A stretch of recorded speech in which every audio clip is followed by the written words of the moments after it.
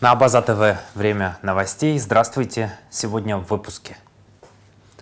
37 лет назад, 15 и 16 июля 1989 года в Сухуми и других районах Абхазии произошли первые открытые грузино-абхазские столкновения. Более 300 обращений обработал аппарат уполномоченного по правам человека в Абхазии за 3 года. Состоялась встреча журналистов с омбудсменом Анас Кишмари. 18 школьников из Абхазии приняли участие в летнем математическом интенсиве в гимназии Примакова.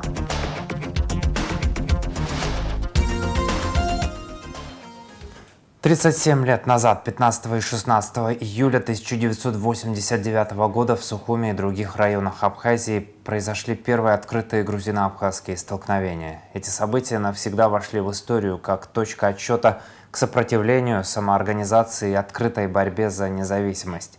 Поводом для эскалации послужил многомесячный кризис вокруг открытия в Сухуми филиала Тбилисского государственного университета и разделения Абхазского государственного университета по национальному признаку. Противостояние переросло в массовые беспорядки и вооруженные стычки, в результате которых, по разным данным, погибли от 16 до 17 человек, а сотни людей получили ранения. Одной из жертв тех дней стал Алексей Кугония, начальник смены Сухумского аэропорта, убитый за отказ покинуть свое рабочее место. Для стабилизации обстановки в Сухуми и предотвращения дальнейшего кровопролития в город были введены подразделения внутренних войск СССР.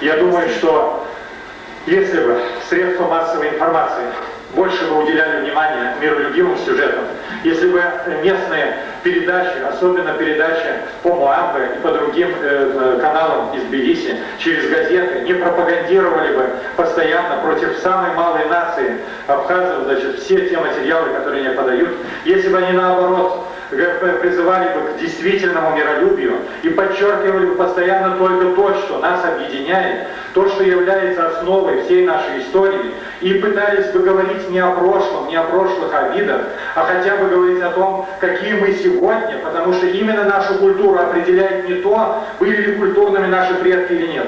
Нашу культуру определяет только наше сегодняшнее поведение. И мы все должны думать не о прошлом, а мы должны думать постоянно о будущем. Мы, к сожалению, слишком много занимаемся всякими историческими проблемами, и мы довели наше общество до того, что оно стало обществом с непредсказуемым прошлым. А раз непредсказуемо прошлое, значит не будет предсказуемо и будущее.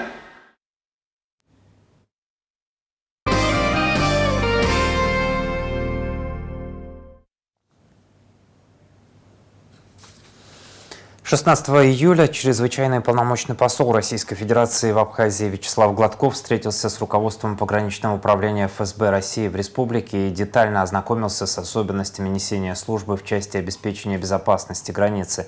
Заслушал текущую оперативную обстановку, отметил высочайший уровень подготовки к несению боевой службы военнослужащими пограничного управления ФСБ России, а также высокий уровень взаимодействия российских и абхазских ведомств в вопросах обеспечения безопасности и охраны госграницы. Днем ранее чрезвычайный полномочный посол России в Абхазии Вячеслав Гладков посетил 7-ю российскую военную базу. В ходе поездки проведена встреча с командованием. Посол оценил степень готовности школы, построенной для детей военнослужащих, а также пообщался с руководством этого общеобразовательного учреждения и представителями заказчика от Министерства обороны Российской Федерации. Посольство России в Абхазии предупреждает, что в интернете появились фальшивые сайты реальных гостиниц Абхазии, которые предлагают услуги по бронированию проживания в этих отелях. Деньги, которые граждане переводят по указанным на таких сайтах реквизитам, попадают в карман мошенников. Реальной оплаты проживания в гостинице при этом не происходит. К сожалению, очень часто это выясняется лишь когда человек прибывает к месту отдыха. В этой связи посольство призывает желающих отдохнуть в Абхазии к особой бдительности при бронировании отелей. Рекомендуется сверять URL-адреса сайтов гостиниц с информацией, размещенной на сайте Министерства туризма Абхазии.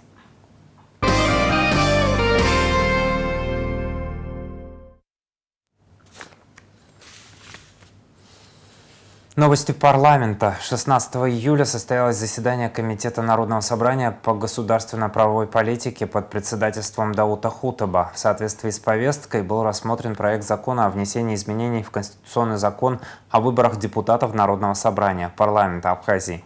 По мнению авторов данного законопроекта, действующее законодательство не содержит достаточной детализации запрета на участие иностранных граждан, лиц без гражданства, иностранных и международных организаций в избирательных кампаниях. Законопроект устанавливает запрет на любые формы участия указанных субъектов в подготовке и проведении выборов, а также в поддержке или противодействии кандидатам. Участники заседания обсудили законопроект о внесении изменения в статью 5 Конституционного закона о выборах депутатов Народного собрания. Законопроект разработан в целях реализации требования о владении кандидатами в депутаты абхазским и русским языками. Действующая редакция закона не содержит процедуры подтверждения владения языками. Предлагается дополнить часть 3 статьи 5 положением о представлении результата тестирования, проводимого лингвистической комиссией, образуемой Центральной избирательной комиссией. Отсутствие положительного результата станет основанием для отказа в регистрации кандидата. Далее был рассмотрен проект закона о внесении изменений в Конституционный закон о выборах депутатов Народного собрания. В рамках повестки дня депутаты рассмотрели законопроект о внесении изменения в статью 25 Конституционного закона о выборах депутатов. Законопроект предлагает увеличить срок запрета на опубликование результатов опросов общественного мнения, связанных с предстоящими выборами, с 10 до 30 дней до дня голосования. Затем участники заседания обсудили законопроект о внесении изменения в статью 10 Конституционного закона о выборах депутатов, который устанавливает временный запрет на прописку граждан, достигших 18 лет со дня назначения выборов до подведения их итогов. По итогам обсуждения комитет рекомендует на заседании сессии принять в первом чтении данные рассмотренные законопроекты. Также был обсужден законопроект о внесении изменения в Конституционный закон о выборах депутатов Народного собрания, которым предлагается установить требования о постоянном проживании кандидата на территории Республики Абхазия не менее 5 последних лет перед днем выборов. После обсуждения данных законопроектов и последующего голосования члены комитета не дали положительные рекомендации для их утверждения на заседании сессии. В соответствии с утвержденной повесткой, депутаты рассмотрели законопроекты, направленные в парламент президентом Республики Абхазия Бадрой Гунба. Члены комитета рекомендуют на заседании сессии Народного собрания парламента принять в первом чтении данные законопроекты. Также участники заседания рассмотрели внесенный президентом в парламент законопроект, который предлагает дифференцированный подход к срокам вступления в силу языкового ценза. Норма о том, что депутатом может быть избран гражданин, владеющий абхазским и русским языками, вступает в силу с 1 января 2027 для граждан абхазской национальности и с 1 января 2032 для граждан других национальностей. По итогам обсуждения комитет не дал данному законопроекту положительную рекомендацию для его принятия в первом чтении на заседании сессии. Наша соотечественница Эльчин Адзенба, представлявшая Измирское черкесское культурное общество, выступила на панельной дискуссии, посвященной правам коренных народов и искусственному интеллекту в рамках 19-й сессии экспертного механизма ООН по правам коренных народов. Как сообщает телеграм-канал «Окно», в своем выступлении Эльчин Адзенба обратила внимание на проблему политической предвзятости данных, на которых обучаются современные системы искусственного интеллекта, подчеркнув, что подобные перекосы могут воспроизводить и усиливать существующее неравенство. 16 июля состоялась встреча журналистов с уполномоченным по правам человека в Республике Абхазия Анас Кишмария. Повод для разговора – не только текущие итоги работы аппарата омбудсмена, но и острые социальные проблемы, с которыми граждане сталкиваются ежедневно. От статистики обращений до резонансных случаев в детских учреждениях. В центре внимания оказались вопросы безопасности, справедливости и правовой защищенности. Подробности в материале Алисы Адлиба. Уполномоченная по правам человека в Республике Абхазия Анас Кишмария отметила, что за последние 3 года аппарат уполномоченного фиксирует устойчивый рост числа обращений. Если в 2024 году был зафиксирован высокий спрос на правовую помощь, то в 2025 динамика только усилилась. По словам Анас Кишмария, только за первые месяцы текущего года отработано уже более 90 заявлений, и это число продолжает расти. Стоит отметить, что права человека – это фундамент любого суверенного государства, демократичного государства. И появление такого института в нашем молодом государстве – это серьезный шаг и вызов. То есть общество готово слышать правду. И для себя я, вступая в эту должность, обрисовала такой, знаете, среднесрочный план перспективный того, что мы должны сделать. В качестве главных принципов, с которыми я начинала, да, это вот несколько таких основных тезисов. Первое – это налаживание взаимодействия с государствами, с институтами этих государств, дружественных Абхазии. Первое, что я сделала, это наладила взаимодействие с федеральным уполномоченным Российской Федерации. До этого у нас был меморандум о взаимодействии с Приднестровской Молдавской Республикой. Сейчас мы расширяем горизонты наших возможностей. Мы сотрудничаем как с федеральным уполномоченным по правам человека Российской Федерации, так и с региональными. Это нам дает возможность не просто оказывать посильную помощь гражданам, как на территории Республики Абхазия, так и за пределами, но и возможность участия во второй, не менее важной части нашей деятельности, это информационно-просветительская деятельность. То есть Республика Абхазия наравне с десятком других стран принимает ежегодное участие в мероприятиях, проводимых в городе Москве под эгидой федерального уполномоченного. Это и Евразийский альянс омбудсменов, где Абхазия является наблюдателем, так как не входит в их состав, и научно-практическая конференция. Последний год, в 2025 году, участие принимали более 60 стран. В этом году аппарат уполномоченного делает особый акцент на 3 наиболее острых направлениях. Первое – оказание психиатрической помощи. Второе – положение дел в исправительных учреждениях республики. Здесь омбудсмен постоянно проводит мониторинги, контролирует ситуацию и направляет подробный отчет с пошаговыми рекомендациями главе государства, а также в исполнительную и законодательную ветви власти. И третье, пожалуй, самое резонансное – тема семейно-бытового насилия. Как подчеркнула Анна Скишмария, она остается актуальной уже 2-й год подряд. В 2024 году по этой проблеме была проведена научно-практическая конференция, а сейчас подготовлен профильный законопроект. Его принятие, по мнению омбудсмена, могло бы стать системным шагом в решении проблемы, которая долгие годы остается в тени. К сожалению, тема семейно-бытового насилия в нашем обществе, она воспринимается неадекватно. Кто-то, кто хорошо знает эту проблематику, естественно, ратует за принятие закона. Есть люди, которые про нее никогда не слышали, и слава богу, но, к сожалению, их неинформированность не является причиной, почему мы эту тему не должны поднимать. Сложности с законом, потому что вызывает много противодействия. Мы попробовали пойти по пути меньшего сопротивления и в уже действующее законодательство вписали поправки, которые помогли бы нам здесь, на земле, помогать людям, потому что закон – это очень долго, это очень сложно, а помощь человеку нужна здесь и сейчас. И действительно, законных механизмов у нас не оказывается. Но в любом случае мы созрели до принятия закона, мы предложили парламенту эти поправки, которые до этого предлагались и которые нашли отклик, оформить в виде отдельного закона, потому что, что такое закон? Мало кто имеет доступ к консультанту. Это программа, которая позволяет следить за новшествами законодательства, которые существуют у нас в стране. И такой доступ искать трудно. Это и нужно либо иметь специальную программу, или знать, что такой закон есть, подзаконные акты появились. Но это усложняет работу. Все-таки мне бы хотелось, чтобы это был отдельный закон в том виде, в котором вот мы обсуждали в парламенте. Я очень надеюсь, что мы получим отклик от парламентариев. Чтобы сделать помощь доступнее, команда омбудсмена провела масштабную информационную кампанию, встречи с руководителями администрации, сотрудниками опеки, депутатами собраний и прокурорами в каждом районе. Как отметила Кишмария, мы стараемся сопровождать человека в любой ситуации, даже если наши полномочия ограничены. Механизм отрабатывается до конца. Вообще нужно понимать, что уполномоченный по правам человека – это не тот, кто решает личные разногласия между людьми. Это человек, который стоит между человеком и государством. То есть для того, чтобы обратиться к уполномоченным, вас, простите за слово, должно быть государство.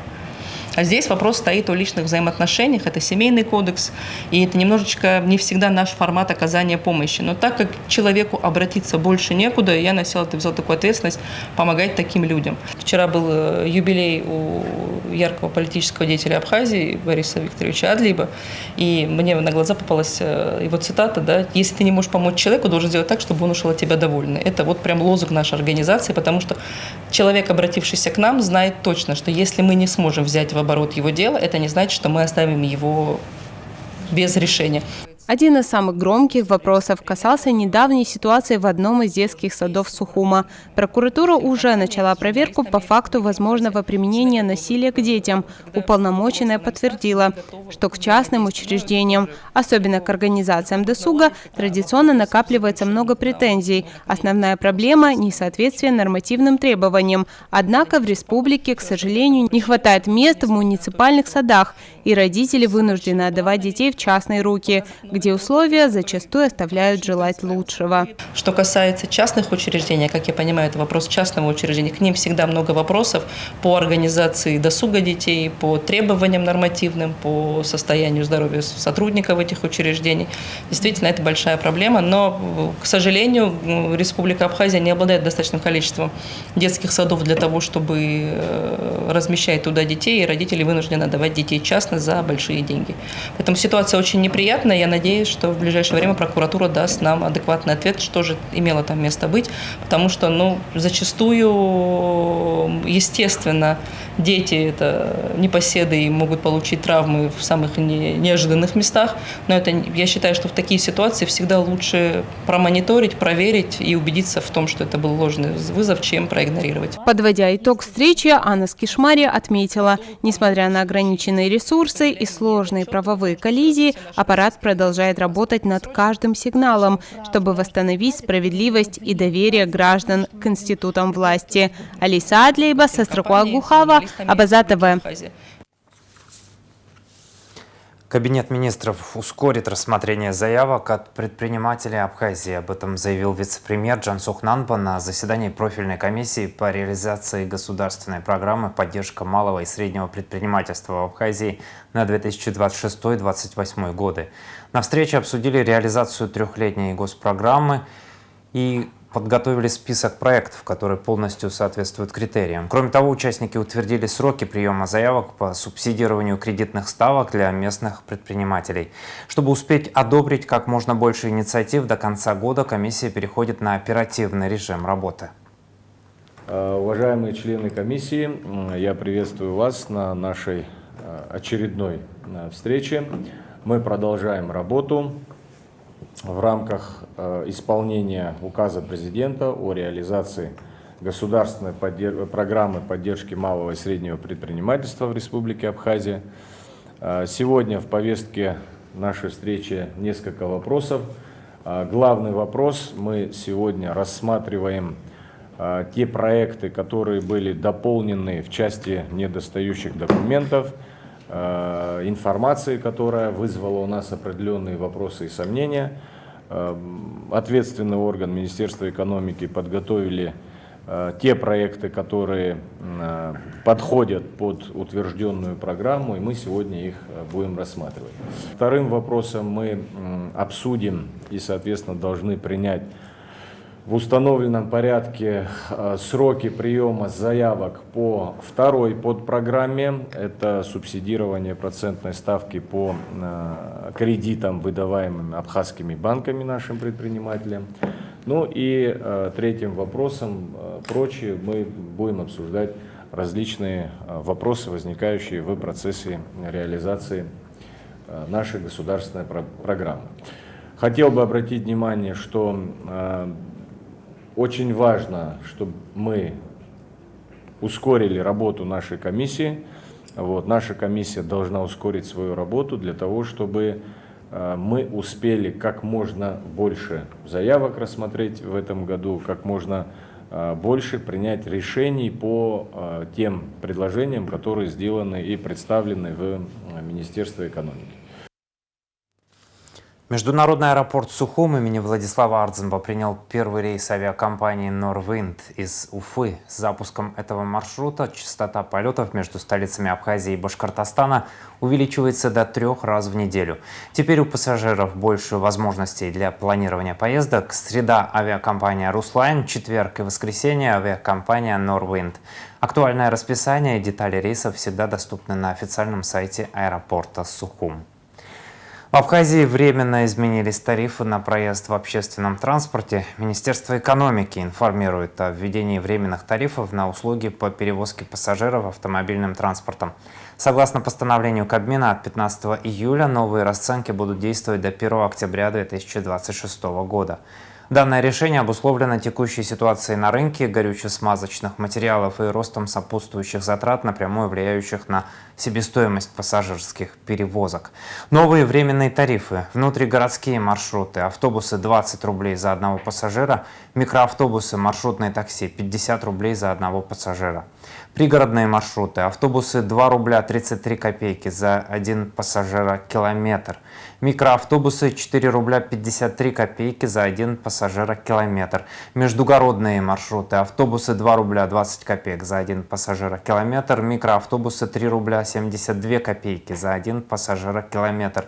Минэкономики подчеркивает, что изменения носят исключительно временный характер. В период действия постановления ведомство продолжит детальный мониторинг цен на ГСМ и другие расходы перевозчиков. По результатам этого анализа будет принято своевременное решение об отмене временных тарифов либо о продлении срока их применения. В школе номер 2 в селе Паквач подарили новый автобус. Новый транспорт значительно облегчит доставку детей в школу, обеспечив безопасность и комфорт в пути. В торжественной церемонии передачи автобуса приняли участие министр просвещения Хана Гунба, глава администрации Ачимчирского района Алхаз Кация.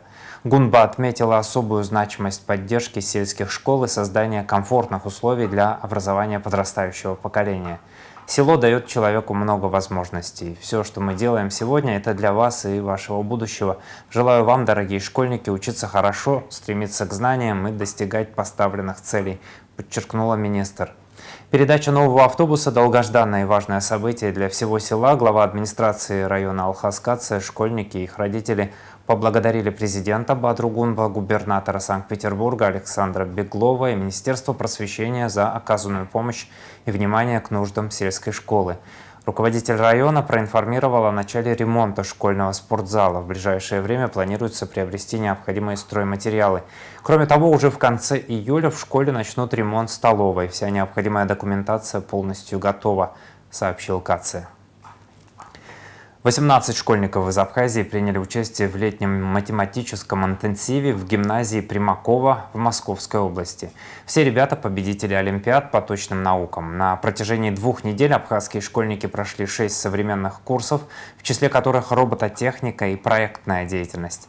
Сегодня со школьниками встретилась министр просвещения Хана Гунба и советник президента Абхазии Аляс Гвазала. Подробнее Анастасия Никонова. У меня на 2-й неделе по всем моим зачеткам были 5. По психологии, биологии и математике. Милена Убирия – одна из 18 абхазских школьников, которые стали участниками летнего математического интенсива в гимназии Примакова в Московской области. Школьница, как и другие ребята, отличилась в республиканских олимпиадах по математике и решением Министерства просвещения отправилась представлять Абхазию в Подмосковье. Когда я приехала в гимназию имени Примакова, я сначала очень удивилась, потому что она была очень большая, там была куча красивых мест, там было как в сказке. Вообще в этой гимназии Примакова я узнала очень многое, и я сразу поняла, что я не зря поехала туда. Такого же мнения школьница из Тхварчала Леонела Лагвилава. Она отметила, что интенсив «Пример» представлял собой 2-недельный курс, гармонично сочетающий углубленное обучение и активный отдых. При этом ученики сами выбирали уровень сложности обучения – от восполнения пробелов в рамках базовой программы до разбора актуальных научных открытий. Мне особенно понравилось то, что мы изучали математику. Она была сложная, но интересная. Мне было интересно это изучать, особенно комбинаторику. Для меня это что-то новое. Участие в летнем математическом интенсиве в гимназии Примакова бесценный опыт, отметила школьница из Гудауты Мария Халваш. По ее словам, ребята из нашей республики не только учились, но и интересно проводили досуг. Мне понравилось больше всего 3D-моделирование. Там мы на компьютерах делали разные фигурки, там кружки, вазочки, замочки там разные. И потом уже на следующий день, на следующий урок нам их печатали, и я сделала вазочку, подарила мамочке. Сегодня с абхазскими школьниками встретилась министр просвещения Хана Гунба. Ребята продемонстрировали в гимназии Примакова не только свои знания, но и культуру общения, отметила министр. Я услышала очень положительные отзывы относительно вашего пребывания в гимназии имени Примакова в Московской области. Мне сказали, что Абхазия направила очень воспитанных детей. Мне сказали, что с первого дня вашего пребывания там вы сильно отличались от всех своим воспитанием, уважительным отношением к старшим. Именно так было или меня обманули? Не обманули? Так было? Также мне сказали, что вы продемонстрировали блестящие знания. Так было?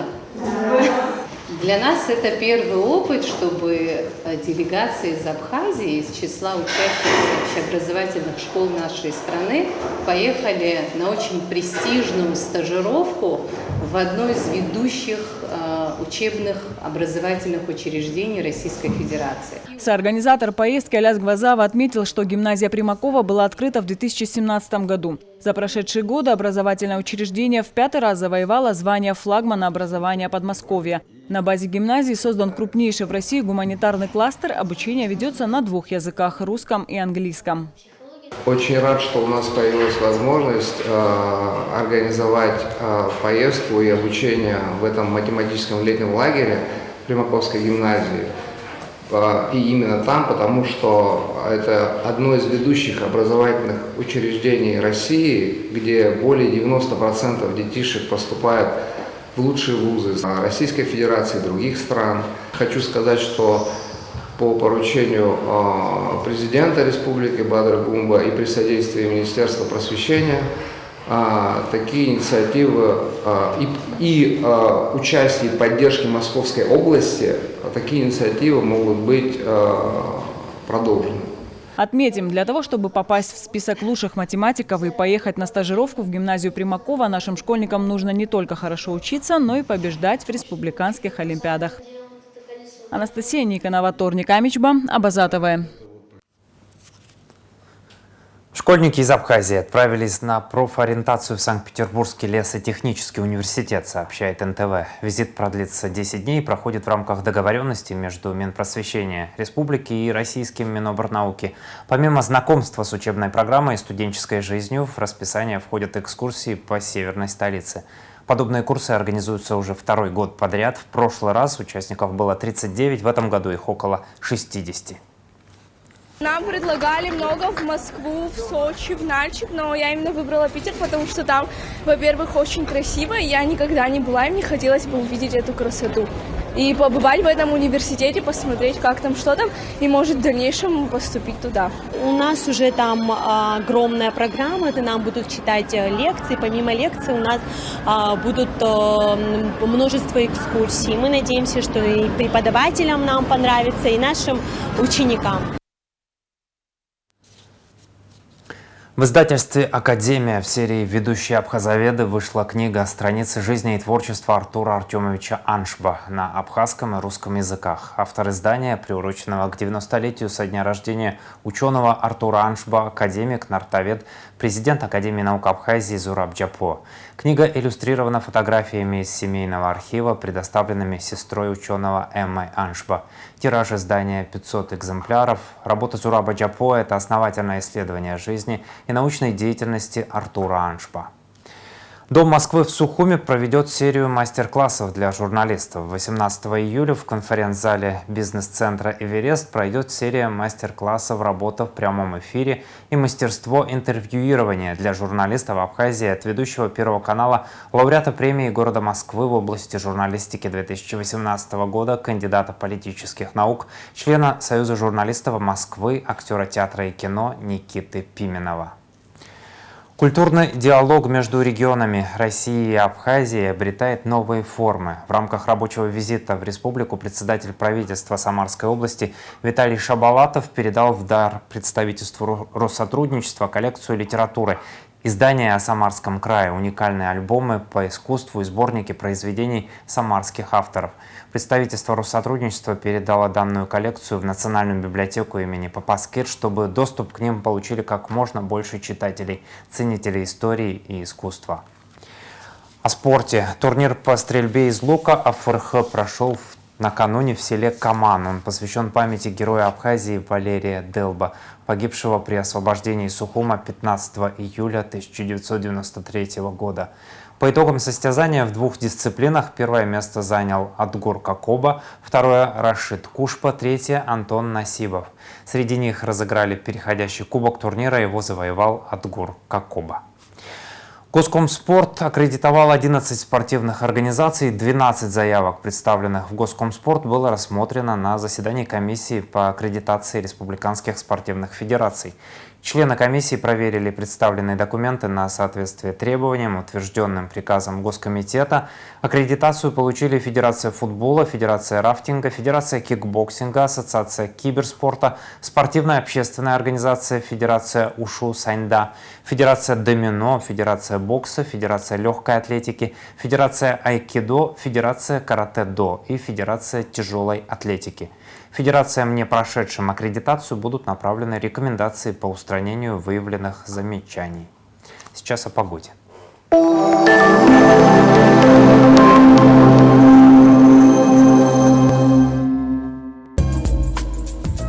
В пятницу 17 июля в Абхазии ожидается переменная облачность, преимущественно без осадков, жаркая погода, атмосферное давление в норме, ветер слабый и умеренный, температура воздуха ночью от 16 до 21, днем от 25 до 30 градусов. Температура морской воды 25 градусов, волнение морской воды умеренное и значительное, относительная влажность воздуха от 70 до 90%.